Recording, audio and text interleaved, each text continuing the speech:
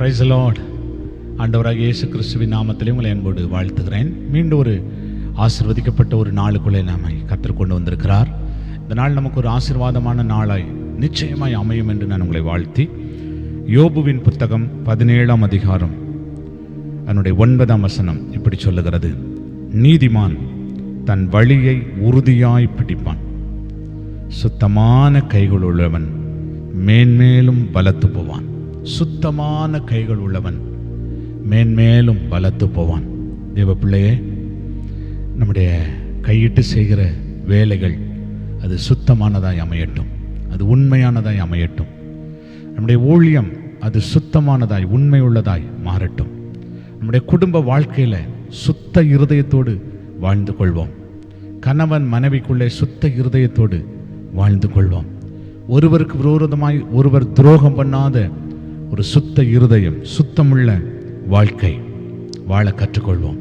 ஒரு சுத்தமுள்ள ஒரு மனநிலைக்குள்ளே நம்மை கடந்து வருவோம். ஒரு சுத்தமான வாழ்க்கைக்குள்ளே நம்மை கடந்து வருவோம்.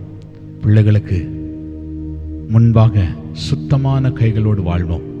பெற்றோருக்கு முன்பாக சுத்தமான இருதயத்தோடு வாழ கற்றுக்கொள்வோம். பிள்ளைகளை,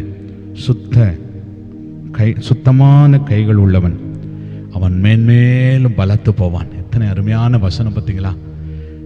என்ன காரியமாக, ஒரு சின்ன காரியமாக இருக்கட்டும், அது ஒரு பெரிய காரியமாக இருக்கட்டும், கொஞ்சத்தில் உண்மை உள்ளவன் அநேகத்தில் அதிகாரியாய் மாற்றுவேன் என்று சொன்ன கர்த்தர் கொஞ்சத்தில் அந்த சுத்த இருதயத்தை சுத்தமுள்ள கைகள் உள்ளவனாய் மாறும்போது மேலும் மேலும் மேலும் மேலும் நம்மை உயர்த்தி நம்மை ஆசீர்வதித்து நம்மை வாழ்ந்திருக்க பண்ணுகிற கர்த்தர் அவர் நம்மோடு கூட இருக்கிறார். கேட்கலாமா? ஆண்டவரே, சுத்தமான கைகளை நீர் எங்களுக்கு தாங்கப்பா, சுத்தமான கைகளை எங்களுக்கு தாங்கப்பா, அந்த சுத்த இருதயத்தை தாங்க, சுத்தமான இருதயத்தை எனக்குள்ள தாங்கப்பா, நிலைவரமான ஒரு ஆவியை தாங்கப்பா.